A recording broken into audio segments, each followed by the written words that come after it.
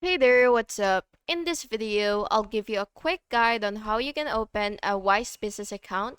This is useful for businesses that want easy international payments, low fees, and multi-currency management.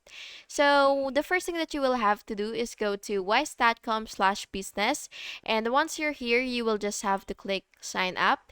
And now what you will have to do is you will just have to choose your account type if prompted. So basically, what you will have to do is select your business type and select either sole proprietor, limited company, or whatsoever, and then you will just have to click next. And then, of course, you do have to enter your email address first, and you will be prompted to enter your business details, such as your company name, registration number, business category, and all that stuffs. And then you will just have to click next after you've filled out everything. And then you will be also asked to enter your full name, your date of birth, and your email, and upload your a proof of identity and address. And after all that, you will just have to double check all the information and submit and wait for the verification that would usually take about 1 to 2 business days.